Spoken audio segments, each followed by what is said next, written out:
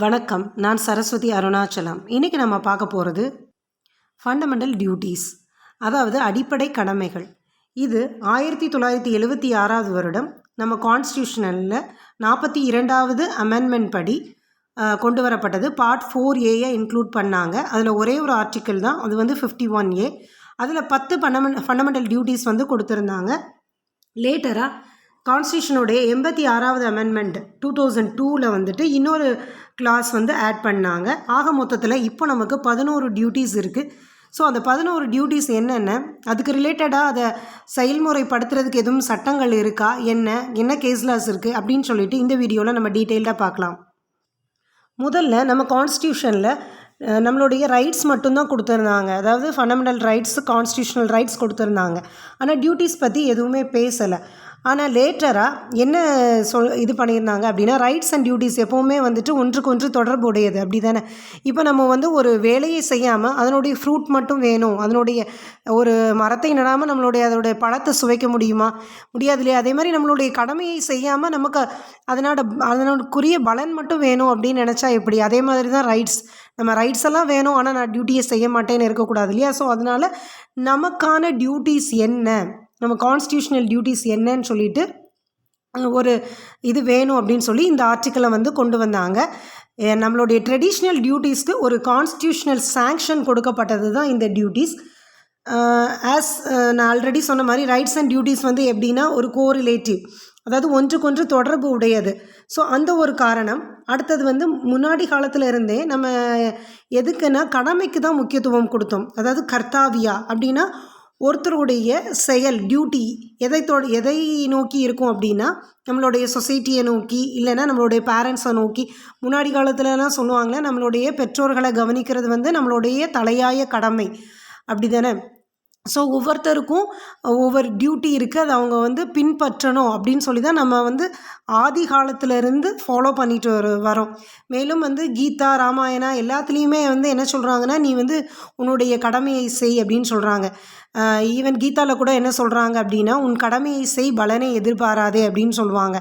So எல்லாமே அந்த டியூட்டியை பேஸ் பண்ணி தான் நம்மளுடைய ட்ரெடிஷ்னல் இது இருக்குது, நம்மளுடைய ஏன்ஷியன்ட் இதெல்லாம் இருக்குது. ஸோ அதனால் நம்ம கான்ஸ்டியூஷனல் இதுலேயும் நமக்கு டியூட்டிஸ்க்கு இம்பார்ட்டன்ஸ் கொடுக்கணும் அப்படிங்கிற நோக்கத்தோடு தான் இந்த ஆர்டிக்கல் கொண்டு வரப்பட்டது. So need for fundamental duties அப்படிங்கிற டாபிக் கீழே நம்ம இதெல்லாம் எழுதிக்கலாம். மேலும் நம்மளுடைய கான்ஸ்டியூஷனில் ப்ரியாம்பிளில் என்ன சொல்கிறாங்க அப்படின்னா, liberty of thought, expression, belief, faith and worship, இது எல்லாமே நமக்கு என்ன கொடுக்குது அப்படின்னா ஃபண்டமெண்டல் ரைட்ஸை பற்றி தான் பேசுது, சரியா? ஆனால் இது தவிர்த்து மிச்சம் இருக்கிற எல்லாமே டியூட்டிஸை பொறுத்து தான் சொல்லப்பட்டிருக்கு. அதாவது ஜஸ்டிஸ், அது சோஷியல் ஜஸ்டிஸாக இருக்கலாம், எக்கனாமிக் ஜஸ்டிஸாக இருக்கலாம், பொலிட்டிக்கல் ஜஸ்டிஸாக இருக்கலாம். இது எல்லாமே நமக்குரிய கடமைகளை தான் சொல்லுது. ஸோ நம்மளுடைய கான்ஸ்டியூஷனில் ப்ரியாம்பிள்லே, அதாவது ஸ்டார்ட் பண்ண உடனேயே நம்மளுடைய ரைட்ஸ் அண்ட் டியூட்டிஸ் ரெண்டுமே சொல்லப்பட்டிருக்கு. ஸோ அதனால் நமக்கு கான்ஸ்டியூஷனில் தனியாக ஒரு ப்ரொவிஷன் டியூட்டின்னு கொண்டு வரது அவசியம் அப்படிங்கிற நோக்கத்தோடு தான் இந்த ஆர்டிக்கிள் கொண்டு வரப்பட்டது.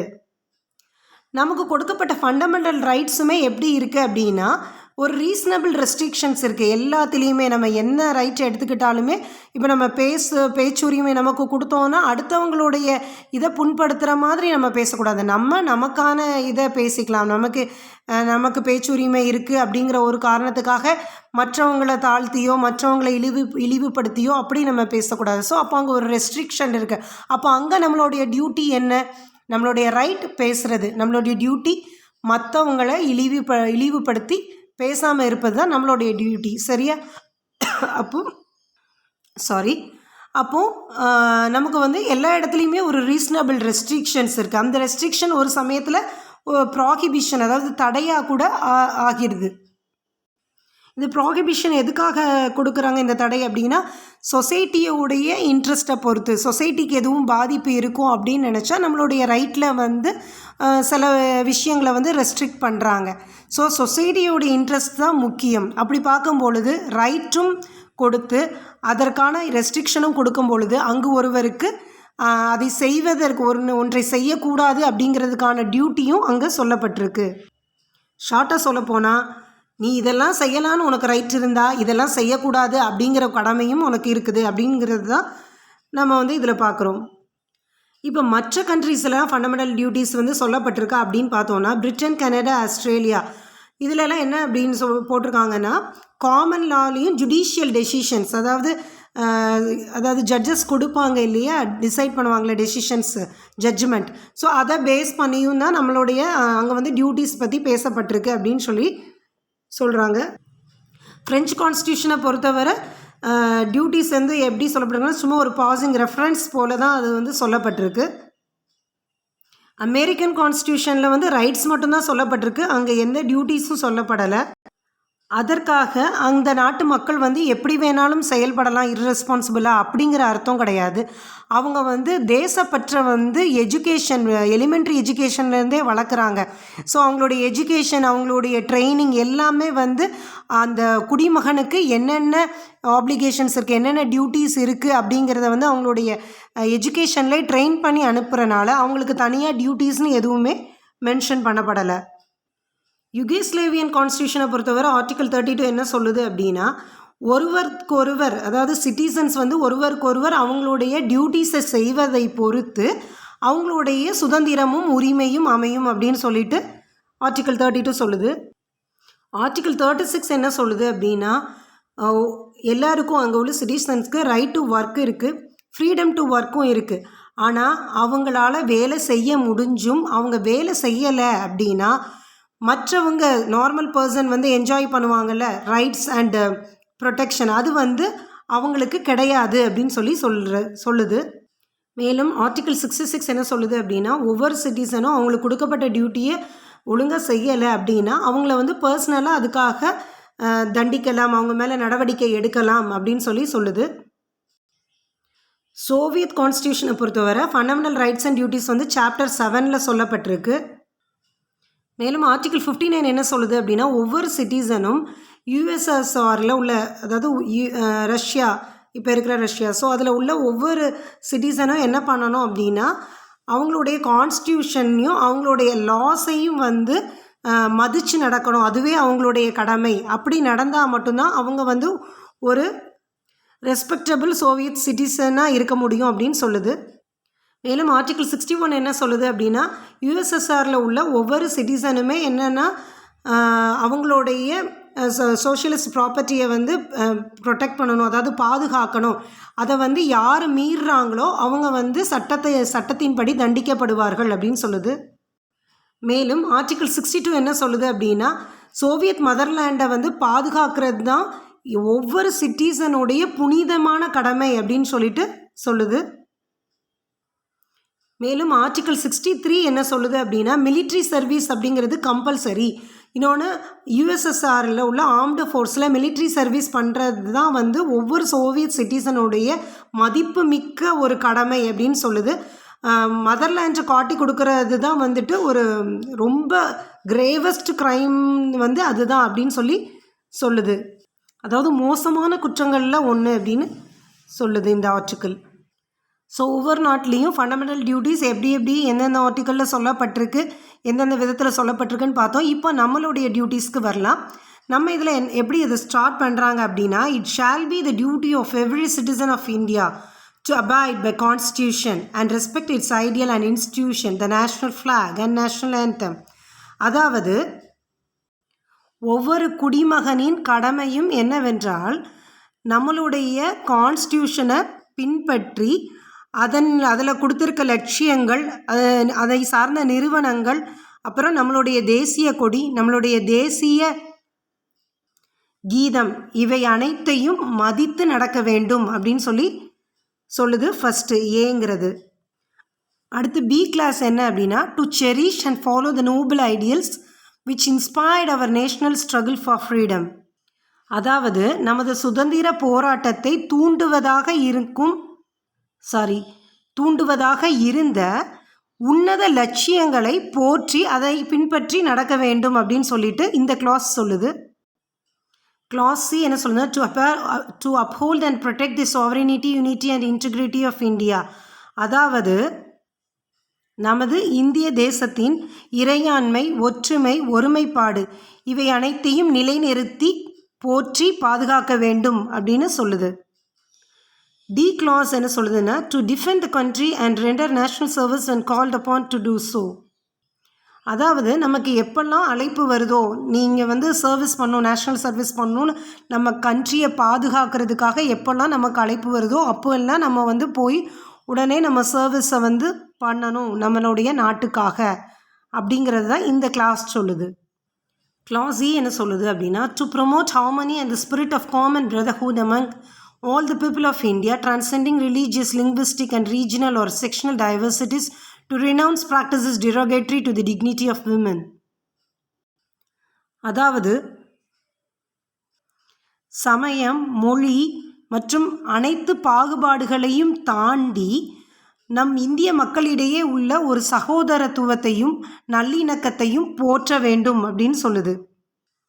மேலும் பெண்களின் கண்ணியத்தை இழிவுபடுத்தும் செயல்களை செய்யக்கூடாது அப்படின்னு சொல்லுது. எஃப் வந்து to value and preserve the rich heritage of our composite culture. அதாவது நமது பாரம்பரியத்தையும் கலாச்சாரத்தையும் பாதுகாக்க வேண்டும் அப்படிங்கிறது தான் எஃப்ல சொல்லப்பட்டிருக்கு. அடுத்து ஜி வந்து to protect and improve the natural environment including forest, lakhs, reverse and wild life and to have compassion for living creatures. அதாவது நமது இயற்கை சூழலை பாதுகாக்கணும். அந்த இயற்கை சூழலில் எதெல்லாம் வரும் அப்படின்னா ஃபாரஸ்ட், அதாவது வனங்கள், ஏரிகள், ஆறு அப்புறம் விலங்கினங்கள், வைல்ட் லைஃப் எல்லாமே. ஸோ அது மட்டும் இல்லாமல் நம்மளுடைய அனைத்து உயிரினங்கள் மீதும் வந்துட்டு அன்பாகவும் இரக்கமாகவும் இருக்கணும் அப்படின்னு சொல்லிட்டு இந்த ப்ரொவிஷன் சொல்லுது.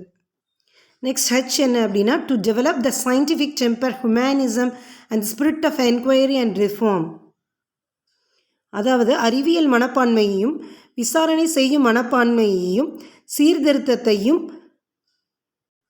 வளர்க்கும் விதமாக இருக்கணும் அப்படின்னு சொல்கிறது தான் ஹெச்.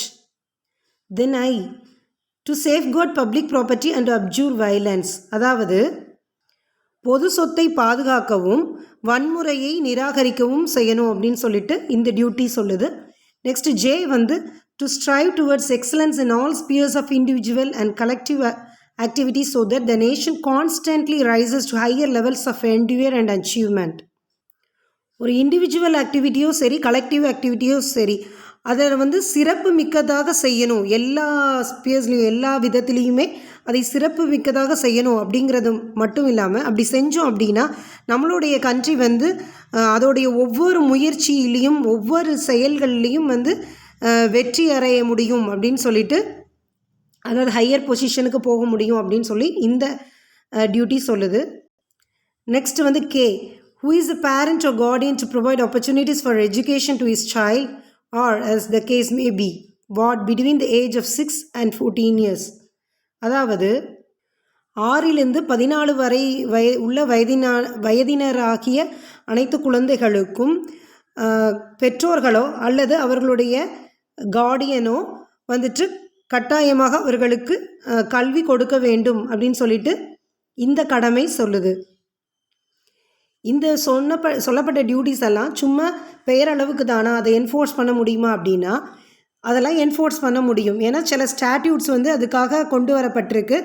அதுக்கு பார்லிமெண்ட்டும் வந்து அந்த டியூட்டிஸை செய்யலை அப்படின்னா அதுக்கான பெனாலிட்டிஸும் வந்து இம்போஸ் பண்ணுது. ஸோ எந்தெந்த டியூட்டிக்கு என்னென்ன ஆக்ட் வந்து இருக்குது அப்படின்னு சொல்லிட்டு நம்ம பார்க்கலாம். இப்போ நான் சொல்கிற ஆக்ட்ஸ் எல்லாம் வந்துட்டு இந்த டியூட்டிஸ் வர்றதுக்கு முன்னாடியே வந்த ஆக்ட்ஸும் இருக்குது, இந்த டியூட்டிஸ் ஃப்ரேம் பண்ணதுக்கு அப்புறம் உள்ள ஆக்ட்ஸும் இருக்குது. ஸோ ரெண்டுமே வந்து இந்த டியூட்டிஸை என்ஃபோர்ஸ் பண்ணுற மாதிரி தான் இருக்குது. ஸோ என்னென்ன ஆக்டுன்னு நான் சொல்கிறேன்.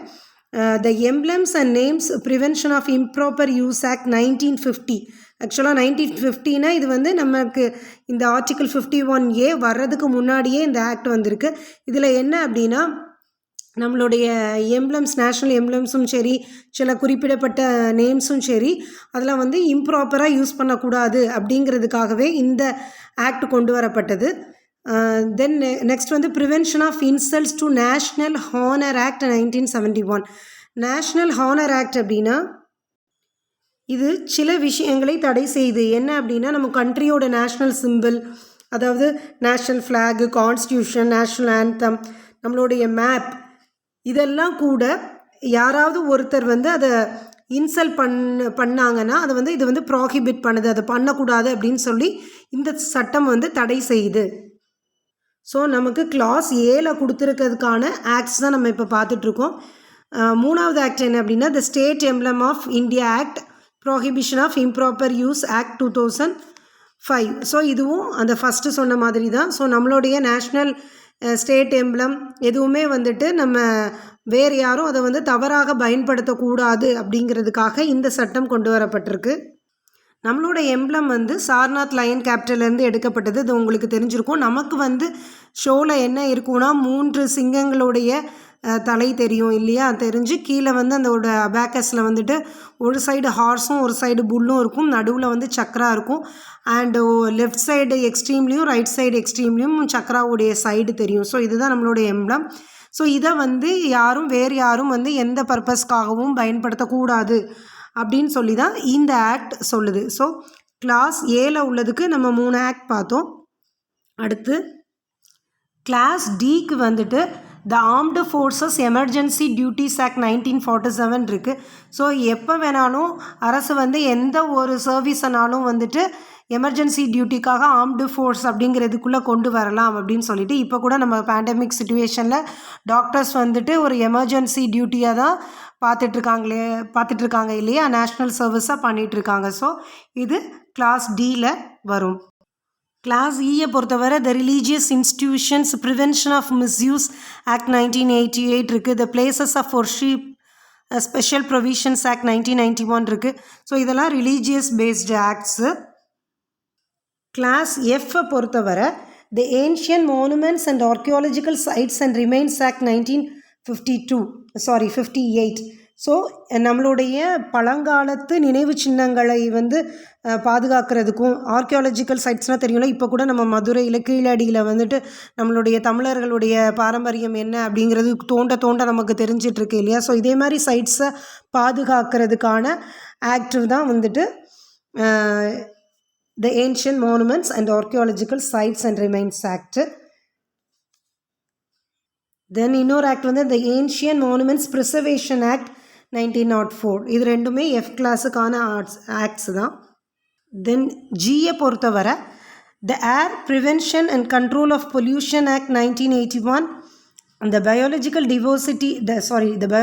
diversity act 2002, the environment protection act 1986, the water prevention and control of pollution act 1974, the wildlife protection act 1972, then the noise pollution act.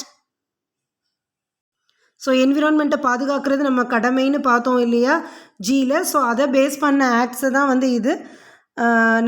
நம்மளுடைய சுற்றுப்புறத்தை எப்போவுமே வந்து பொல்யூட் ஆகாமல் பாதுகாக்கிறதுக்கான ஆக்ட்ஸ் தான் இது. பயாலஜிக்கல் டைவர்சிட்டி ஆக்டில் எப்படின்னா நமக்கான தேவைகளும் மட்டும் பார்க்காம பிறருக்கான தேவையும் யோசித்து ஒரு சஸ்டெயினபிள் யூஸாக அது கொண்டு போயிட்டே இருக்கணும். அதாவது நம்மளுடைய ஃப்யூச்சர் ஜென்ரேஷனுக்கும் வந்து நம்மளுடைய சொத்தை வந்து கொடுக்கணும். அதாவது நம்மளுடைய சொத்துனா இயற்கை வளங்களை வந்து கொடுக்கணும், நம்ம மட்டுமே ஆண்டு அனுபவிச்சுட்டு போயிடக்கூடாது அப்படிங்கிறது அந்த பயாலஜிக்கல் டைவர்சிட்டி ஆக்டில் வந்து சொல்லப்பட்டிருக்கும். கிளாஸ் ஐயை பொறுத்தவரை the prevention of damage to public property act 1984 இருக்குது. ஸோ பப்ளிக் ப்ராப்பர்ட்டியை வந்து டேமேஜ் ஆகாமல் ப்ரிவென்ட் பண்ணணும் அப்படிங்கிற ஒரு கடமை நமக்கு இருக்குது. ஸோ அதுதான் இந்த கிளாஸில் சொல்லப்பட்டிருக்கு. இந்த ஆக்ட்லேயும் அது என்ஃபோர்ஸ் பண்ணப்பட்டிருக்கு. தென் லாஸ்ட் கே கிளாஸ், இதில் என்னென்னா ரைட் டு எஜுகேஷன் ஆக்ட் வந்து 2009. ஸோ இது வந்து இதுக்கான ஆக்ட், இந்த கே ப்ரொவிஷனை செயல்முறைப்படுத்துவதற்கான ஆக்டாக அது திகழும். இதுலேயும் வந்து ஃப்ரீ அண்ட் கம்பல்சரி எஜுகேஷன் கொடுக்கணும். யாருக்குன்னா 16 to 14 இயர்ஸ்க்கான குழந்தைகளுக்கு அப்படின்னு சொல்லியிருக்காங்க. இது வந்து எதை பொறுத்து அப்படின்னா article 21A of constitution of India, அந்த இதில் ஒரு அமெண்ட்மெண்ட் கொண்டு வந்தாங்க ஆர்டிகிள் 21ல். ஸோ அது 21A கிளாஸ் ஏவாக ஆட் பண்ணப்பட்டது. ஸோ அதில் வந்து ஃப்ரீ அண்ட் கம்பல்சரி எஜுகேஷன் வந்து கட்டாயப்படுத்தினாங்க. அது இங்கே டியூட்டிலையும் நமக்கு சொல்லப்பட்டிருக்கு. மேலும் அது இங்கே ஒரு சட்டமாகவும் ஸ்டாச்சுட்டரி இஃபெக்டும் அதுக்கு கொடுக்கப்பட்டிருக்கு.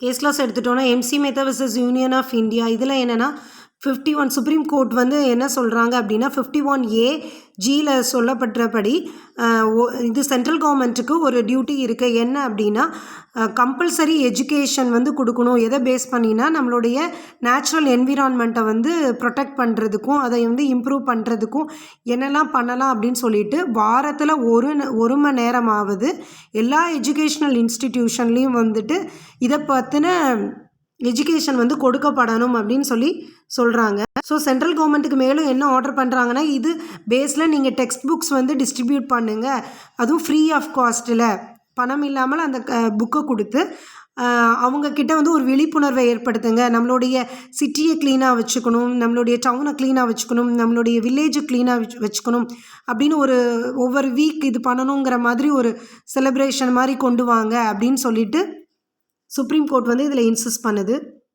அடுத்து Arjun Gopal versus union of India. இந்த கேஸில் என்ன சொல்லுது அப்படின்னா ஃபயர் ஒர்க்ஸ் யூஸ் பண்ணுறனால நம்மளுடைய கண்ட்ரியில் வந்து அந்த ஸ்டேட்டில் அந்த பர்டிகுலர் நேஷ்னல் கேபிட்டல் ரீஜியனில் வந்துட்டு நாய்ஸ் பொல்யூஷனும் ஏர் பொல்யூஷனும் நிறைய வருது. இதனால் நிறைய பேருடைய ஹெல்த் வந்து பாதிக்கப்படுது.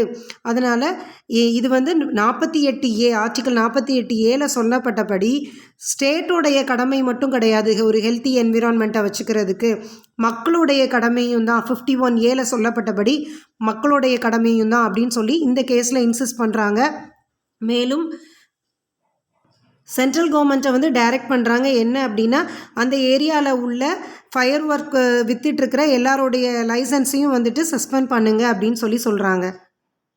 ஸோ ஃபண்டமெண்டல் டியூட்டிஸ் மூலியமாக நமக்கு ஸ்டாச்சுட்டரி ஆக்ட்ஸ் மட்டும்தான் கிடச்சிதா, அந்த ரைட்டு மட்டும்தான் இருக்கா அப்படின்னு பார்த்தோன்னா இல்லை. ஃபண்டமெண்டல் டியூட்டியை வந்து என்ன பண்ணலான்னா கான்ஸ்டியூஷனல் ப்ரொவிஷன்ஸை வந்து இன்டர்பிரேட் பண்ணுறதுக்காகவும் வந்து பயன்படுத்தலாம் அப்படின்னு சொல்லிட்டு AIIMS students union versus AIIMS இந்த கேஸில் வந்து சொல்கிறாங்க.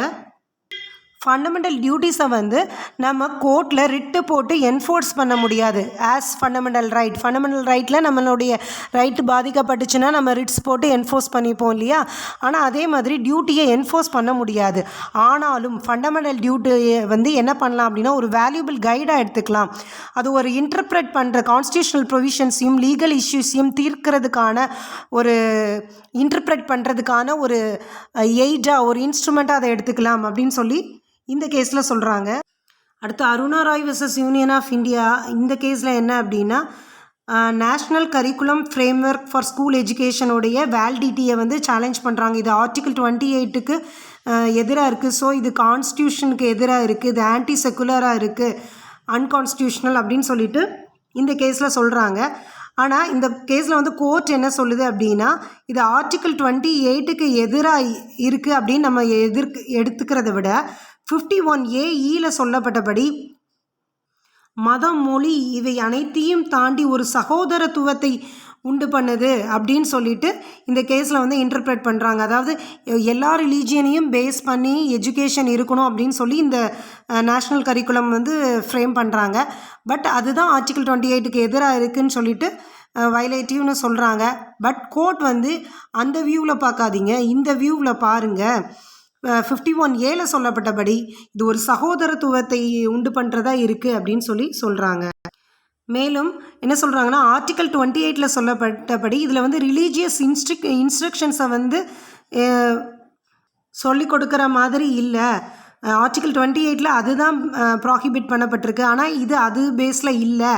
ஸோ இந்த கேஸை பொறுத்தவரை இது வந்து இந்த எஜுகேஷன் சிஸ்டம் வந்து ஆர்டிக்கல் 28யும் வயலேட் பண்ணலை, நம்மளுடைய கான்செப்ட் செக்யுலரிசம்ங்கிற கான்செப்டையும் வந்துட்டு வயலேட் பண்ணல, அதுக்கு அகெயின்ஸ்டாகவும் இல்லை அப்படின்னு சொல்லி கோர்ட் வந்து தீர்ப்பு கொடுக்குது. ஸோ இந்த வீடியோ உங்களுக்கு மிகவும் பயனுள்ளதாக அமைஞ்சிருக்கும்னு நினைக்கிறேன். நன்றி. நம்மளுடைய சட்டம் உரிமை எப்படி நமக்கு கொடுத்துருக்கோ நம்ம என்ஜாய் பண்ணுறதுக்கு, அதே மாதிரி கடமைகளையும் கொடுத்துருக்கு. ஸோ நம்ம இப்போ 75th இண்டிபெண்டன்ஸை செலிப்ரேட் பண்ணி முடிச்சிருக்கோம். இந்த டைமில் நம்மளுடைய ரைட்ஸை மட்டும் என்ஜாய் பண்ணணும்னு நினைக்காம நம்மளுடைய டியூட்டிஸையும் நம்ம வந்து கட்டாயமாக செய்யணும் அப்படின்னு வேண்டிக்கிறேன். ஜெய்ஹிந்த். சட்டம் அறிவோம், சமுதாயம் காப்போம்.